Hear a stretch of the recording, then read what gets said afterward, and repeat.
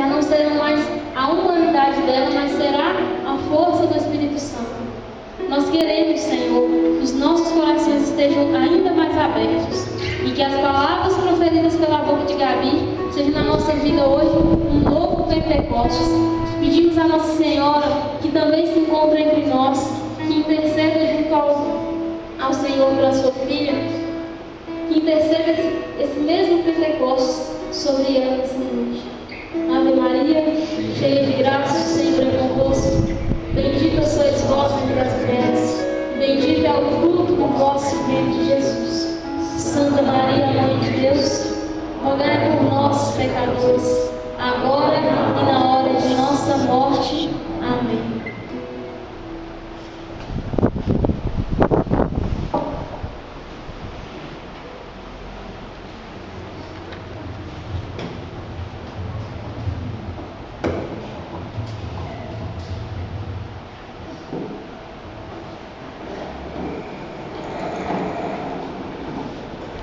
A paz de Cristo, de novo, né?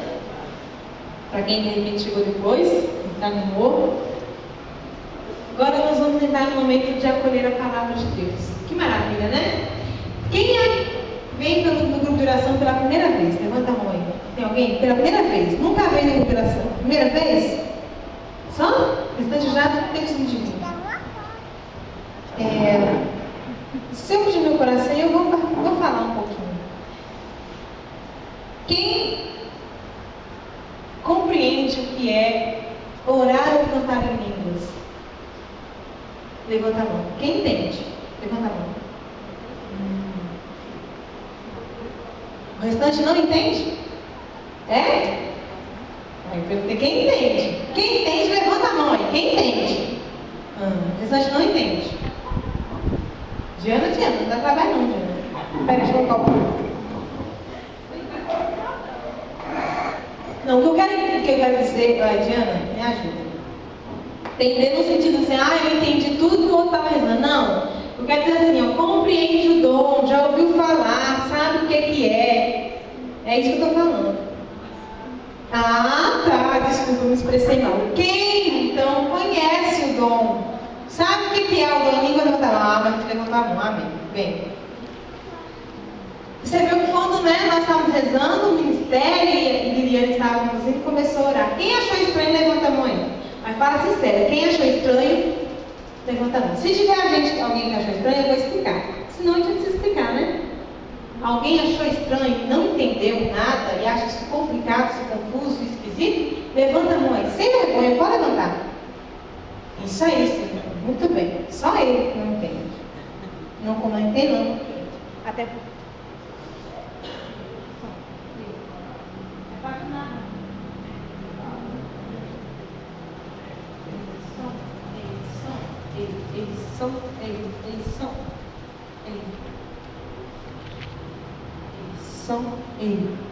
Som, mudou?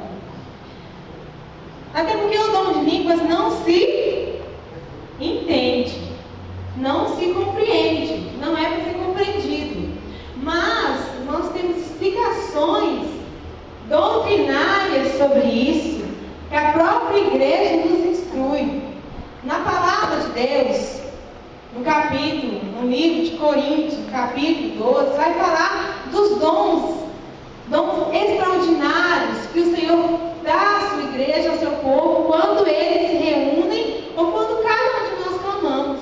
E são vários dons: dom de cura, dom de fé, dom de milagre, discernimento, sabedoria, ciência, e dentre eles o dom de línguas. Mas o que é isso, Senhor? Dom de línguas. A palavra também vai dizer em Romanos, capítulo 8, versículo 6, que nós, seres humanos, somos limitados para pedir.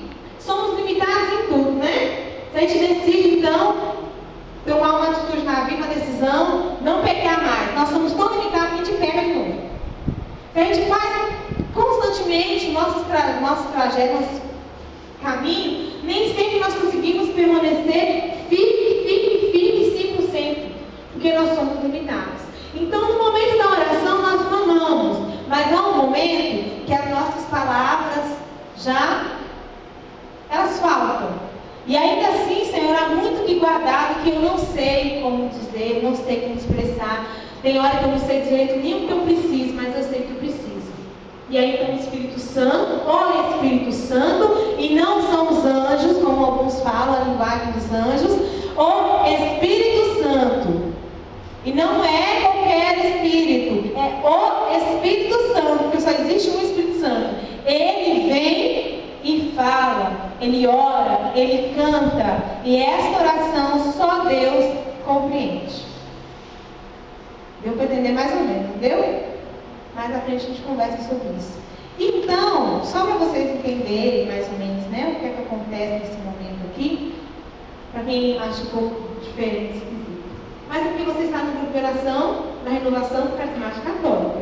E aí, a identidade da renovação é a experiência com o Espírito Santo. Então, nada mais normal do que experimentarmos aquilo que ele tem para nos dar. Mas, enfim, hoje nós vamos falar da palavra de Deus. Agora é o momento, nós já rezamos, já animamos, já louvamos, já nos entregamos, já pedimos o Espírito Santo, já sentimos mais aliviados. Agora é o momento desse coração aí, ó, que se abriu, que sentiu experiência, a presença de Deus, acolher a palavra de Deus como um ensinamento e uma instrução para o nosso dia a dia. Para sairmos daqui, chegarmos em casa e durante a semana meditarmos sobre aquilo que o Senhor falou ao nosso coração. Quem aqui no meio de nós, quem é que nunca, não duvido que tenha alguém que nunca aconteceu isso, quem aqui, em algum momento na vida, já sentiu um peso na sua vida por uma má escolha? Levanta a mão. Uma má decisão, né? Era para decidir errado, e aí depois, ó, só desespero. Ih, mas chorei demais. Mas eu passei um bocado, um aperto na minha vida, talvez até hoje eu esteja passando. Quem entre nós? Todos nós. Quem aqui já não sofreu injustiça? Quem aqui já não foi injusto com alguém? Não é? Condição humana que nós temos. Porém, hoje, né, o Senhor, nosso Deus, que é Pai de amor, tem um propósito de arrancar esse peso que talvez até hoje nós carregamos. Porque ao longo da nossa vida a gente pode lidar muito bem com isso, sabe? Esquecer, passar por cima, perdoar, pedir perdão. Mas tem certas coisas que ficam aqui, não ficam guardadas na lembrança? Olha, volta e meia, mexe, dói a ferida, e aí eu me deparo com a situação de novo. Parece ter um peso sobre nós. Hoje, o Pai, que é amor, deseja então derramar sobre os nossos corações esse alívio, esse refrigério para a alma. E aí, nós vamos falar em 3 pontos assim, para a gente compreender um pouco sobre a palavra que o Senhor nos deu, nos traz hoje. O Senhor nos criaste no amor. Foi falado isso aqui na oração, não foi? Nós somos criados no amor. Tudo isso faz dele uma pessoa justa. Tudo o que ele criou e a maneira com que ele conduz as nossas vidas faz dele uma pessoa justa. Voltar ao Senhor em nossas faltas. Então compreendemos que fomos criados no amor. Independente da situação que eu vivo, que você vive, que você passa, que o outro passa, que você pensa, que você faz, que você age, você foi criado com amor. O Senhor deseja então que a gente possa voltar, repensar, corrigir as nossas faltas. E tem um propósito. E tudo isso faz dele um Deus justo. Eu queria que você pegasse a palavra Sabedoria, capítulo 12, do versículo 1 ao 8. Sabedoria 12, do 1 ao 8. Vamos pegar a Bíblia, vamos abrir, vamos ler, vamos escrever, vamos risco de aí, marca bacana. Amém? Vou rapidinho, viu? Tem umas 3 mapas de abrir hoje, não dá tempo.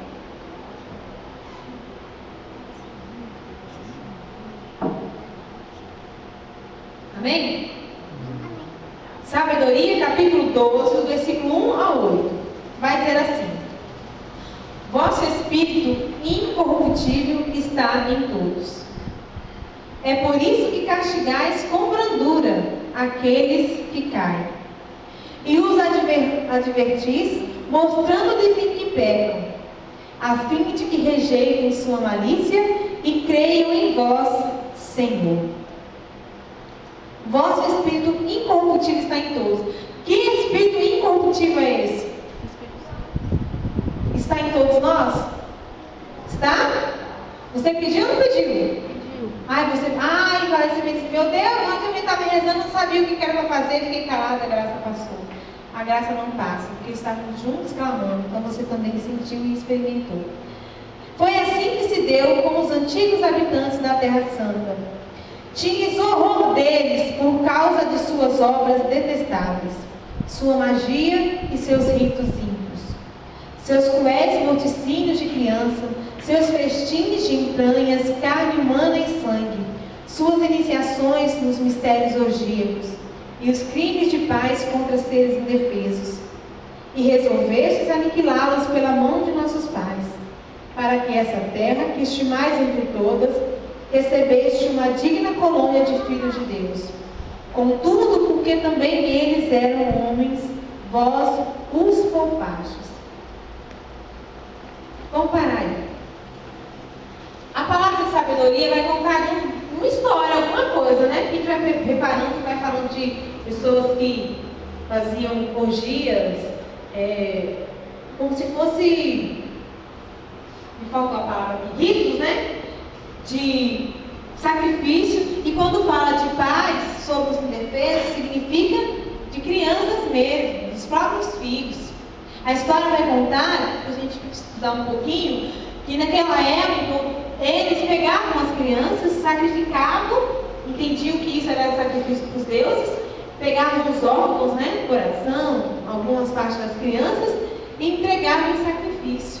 E tanta coisa feia, tanto horror, tanta morte, tanto pecado, de certa forma, trouxe ira ao coração de Deus. Porque Deus é mau? Não. Porque Ele é justo. Aí ele segue mais à frente, lá no versículo 11. Não era por temor do que quer que fosse, que vós mostrastes indulgente para com eles em seus pecados. No versículo 15. Mas porque sois justo, governais com toda justiça, e julgais indigno de vosso poder condenar quem não merece ser punido. Porque vossa força é o fundamento de vossa justiça, e o fato de seres Senhor de todos vos torna indulgente para com todos. Quando eu comecei a falar que todos nós somos criados no amor. A palavra de sabedoria vai falar de um povo de coração ruim, de um povo maldoso. Não era um povo só criado, não, era um povo maldoso, um coração torto mesmo. E Deus, na sua ira, na correção de pai, começou então a castigar aquele povo. Mas não por castigar para destruir, para acabar com aquele povo de vez, porque ele também era mau. Não. A palavra vai dizer, e aí o texto todo vai colocar na condição de que Deus começou a castigar, mas foi aos poucos. Ele foi mandando algumas pestes, alguns sofrimentos sobre aquele povo, a fim de que aquele povo se arrependesse das suas atitudes e voltasse o coração para o Senhor. Então porque Deus é mau, mas Ele é mau aos pouquinhos? Não. É porque Ele é bom, porque Ele é amor, Ele corrige. Deus poderia então, assim como diz no versículo 11, simplesmente ter mandado acabar com aquele povo tudo de uma vez, exterminado todo aquele povo, para que então aqueles que eram justos, aqueles que eram puros, inocentes, pudessem ser então justificados e não ser punidos pelos erros que não fizeram. Deus podia então ter resolvido o problema, acabado aniquilado com todo mundo, mas Deus não quis assim. Ele preferiu, porque Ele ama, e eu vou ler o versículo 11 de novo, porque eu achei muito interessante. Não era por temor do que quer que fosse, que vos mostrastes indulgente para com eles em seus pecados. Deus não deixou deixou de aniquilar, de condenar de uma vez por conta de que ele tinha medo de algo. Não. Mas é porque o coração de Deus é um coração indulgente. O que é indulgente? Pessoa que perdoa com facilidade, é clemente, é tolerante, tem uma disposição ou tendência para julgar algo ou alguém de modo favorável. Então Deus tinha tendência e tem a tendência de nos julgar, mas de uma condição favorável. Deus, no final das contas, queria que aquele povo, na soma final, no resultado final, se tornasse um povo de coração puro, de coração bom. Por que isso? Porque tudo que Ele criou foi no amor. Deus criou cada homem no amor. Então Ele esperava de cada homem também a ação, o gesto de amor para com o outro. Mas infelizmente Deus não encontrou. No amor, o Senhor perdoa. Quando nós erramos e caímos, Deus nos perdoa no amor. Porque Ele é favorável, Ele é tolerante, Ele é misericordioso, Ele é benevolente. No amor, Ele nos reconcilia com Ele. Vai lá no versículo 19, no mesmo capítulo 12, vai dizer assim: agindo dessa maneira, mostrastes o vosso povo que o justo deve ser cheio de bondade, e inspirastes os vossos filhos a boa esperança, de que após o pecado lhes darei tempo para a penitência. Grava bem esse versículo. De que após o pecado lhes darei tempo para a penitência. Deus está falando para cada um de nós hoje, porque Ele nos reconcilia no amor também. Nos perdoa e nos reconcilia com amor. Após o seu pecado, meu filho, eu te dou tempo para a penitência. Tempo para a penitência significa antes que eu julgue, antes que chegue o momento de eu julgar, de eu corrigir, de eu intervir como pai, eu te dou tempo para a penitência. O que é a penitência se não arrependimento dos nossos pecados? Significa então que eu caí aqui agora, eu me desfiei de Deus, eu me desfiei do amor, eu me desfiei daquilo que eu fui criada, porque Deus é amor, e tudo que vem de Deus é amor. Se eu vim de Deus, então eu tenho a tendência a ser o amor. Mas as minhas atitudes não são movidas pelo amor. E nas minhas misérias e limitações, eu traí, eu falei mal, eu xinguei, eu blasfemei, eu falei mal de Deus, eu faltei a missa com preguiça. E tantas outras coisas que eu posso ter feito, que nós podemos ter feito. Mesmo assim, nessa queda, o Senhor nos dá um tempo para penitência, para voltar, para nos arrepender. Tudo isso porque é amor. Se não houvesse amor, Deus daria esse tempo? Não. A palavra de sabedoria vai dizer: embora o povo sacrificava os próprios filhos, embora era um povo de coração mau, ainda no pecado, Deus permitia tempo para que eles pudessem se arrepender. Voltar ao Senhor em nossas faltas. Lá em Mateus, no capítulo 26, pula lá, Mateus 26.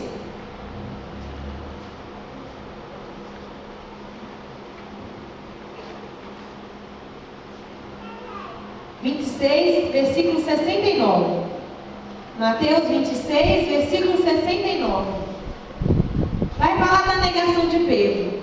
Eu vou contar um pouquinho a história, nós vamos ler só os últimos versículos, porque não vai dar tempo. Pedro então caminhou com Jesus, aprendeu tudo com ele, todo mundo conhece. Pedro virou quem? Se tornou o Papa. Primeiro Papa, Pedro. Para ter tornado o primeiro Papa, quer dizer que Pedro era muito chegado a Jesus, não era não? Pois bem, Jesus já tinha anunciado para aquele povo que uma hora ele iria ser pego, morrer e ressuscitar. E que eles iriam continuar a missão. No dia que pegam Jesus, que Jesus foi preso, Pedro, abusado que só, arranca a orelha do soldado, tenta de todos os jeitos impedir que aqueles homens levassem Jesus. Mas não teve jeito, Jesus foi preso. E aí ele começou a acompanhar, o trajeto de Jesus, até os sacerdotes lá, onde ele seria, né, julgado e condenado. Julgado não, mas era condenado. Quando chegou lá na porta, Pedro olhou aquele povo, o povo tudo alvoroçado, querendo ver Jesus preso mesmo. Pedro teve medo. E o que Pedro fez? Entrou na surdina, calado, sentou no meio do povo lá, o povo estava na fogueirinha, no meio do povo, ouvindo assim o som dos seus, viu? Aí alguém olha para Pedro e fala assim: ei, você é um deles. Aí Pedro: eu não. Corre dali e senta no meu canto. Mas Pedro estava ali para ver o que ia acontecer com Jesus, qual o fim seria de Jesus. Quando ele sentou no outro canto, o outro: ei, você é um deles? Eu não. Você está me confundindo. Vou ele de novo e sai fora. Quando ele está passando, tentando fugir do pátio, a mulher diz: ei, eu te reconheço. O seu jeito, o seu modo de falar, de andar, mostra que você é um deles. Pedro: eu nunca vi esse homem. Não sei de onde vem. Você está me julgando? Eu não conheço. Ele, de todo jeito, ele colocou convictamente: eu não conheço esse homem. Pronto. Eu vou até ler o versículo no versículo 33. Sim, tu és daqueles que o modo de falar te dá a conhecer. Pedro então começou a fazer imprecações: eu juro que nem sequer conhecia tal homem. E neste momento cantou o galo. Pedro lembrou como Jesus falou: hoje, Pedro, antes que o galo cante 3 vezes, você vai me negar. Que o galo cante pela manhã, você me negará 3 vezes. Dito e feito. Quando Pedro negou pela 3ª vez, o galo, não vou imitar não, porque vou pagar. O galo canta. Na hora que o galo canta, o que acontece? Pedro volta a dor no coração. Aí vai dizer lá no finalzinho do versículo 75: e saindo, chorou amargamente. Pedro dá um mal de chorar. Por quê? Pedro caiu, não caiu? Pecou ou não pecou? Mas Deus deu tempo a ele de se arrepender. Depois de se arrepender, Pedro voltou. O fato de Pedro ser papa hoje, de ter sido um dos líderes que caminhou com os apóstolos, mostra que Pedro voltou. Se nós nos reconhecermos como amados de Deus, mesmo que a gente venha cair, a gente volta. Porque é o próprio Cristo que nos ensina o caminho. Nós voltamos. Porque o amor está agindo em nós, que é o próprio Deus. Quem é esse que nos chama, senão o próprio Deus? Mas para conseguir voltar ao Senhor, e aí é um ponto importante, não adianta só dizer que eu caio e volto, senão a gente começa a achar que a gente pode cair toda vez, que a gente peca toda hora, e se eu pecar hoje não tem problema. Se eu falar para o Senhor que amanhã eu não vou mais fumar cigarro, depois